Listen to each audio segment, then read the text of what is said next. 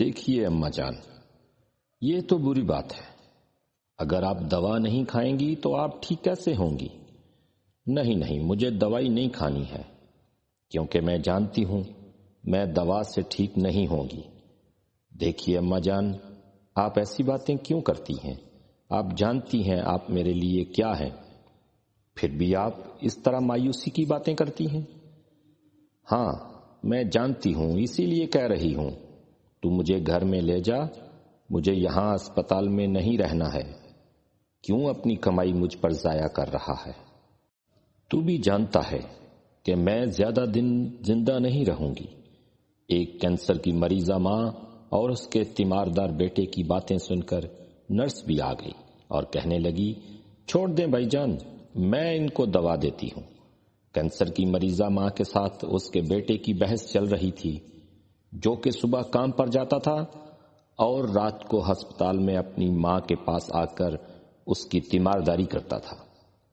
بیٹا صبح کام پر چلا گیا، دوپہر کے وقت نرس مریضہ کے پاس آئی اور کہا، ماں جی آپ اٹھیں اور وضو کر کے دوبارہ بیڈ پر آ جائیں، اور ماں جی آپ اللہ اللہ کیا کریں اور وضو میں رہا کریں، اللہ آپ کی سختیاں معاف کرے گا۔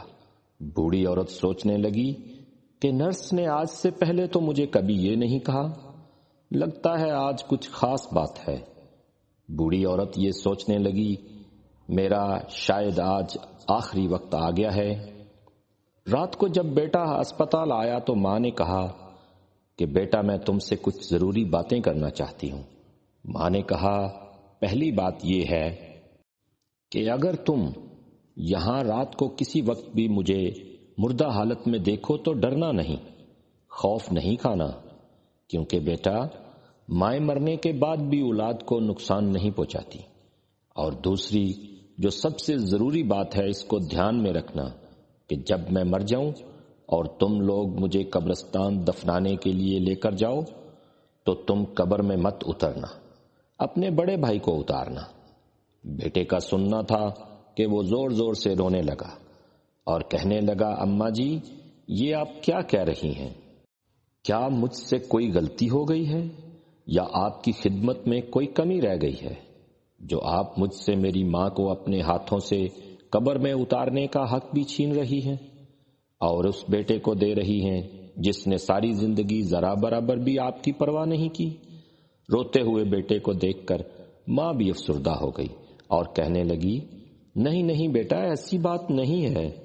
دراصل جب تو چھوٹا تھا تو گرنے کی وجہ سے تیری کمر میں چوٹ لگی تھی، اور جس ڈاکٹر سے میں نے تمہارا علاج کروایا تھا اس نے کہا تھا کہ آپ ساری زندگی کوشش کرنا کہ یہ زیادہ وزن نہ اٹھائے، اور میں نے سنا ہے کہ مرنے کے بعد انسان کا وزن زیادہ ہو جاتا ہے۔ بیٹا میں سوچ رہی تھی کہ کہیں مجھے قبر میں اتارنے سے تمہاری کمر میں دوبارہ درد نہ ہو جائے، ورنہ اور کوئی ایسی بات نہیں تھی۔ تو میرا بڑا اچھا بیٹا ہے۔ یہ سن کر بیٹا اور بھی زور زور سے رونے لگا اور کہنے لگا کہ ماں کاش کہ آپ مجھے اور تھوڑا وقت دیتی کہ میں اور بھی زیادہ تمہاری خدمت کر سکتا۔ ماں تو ماں ہوتی ہے جسے اپنی موت سے بھی زیادہ بیٹے کے کمر درد کی فکر ہوتی ہے۔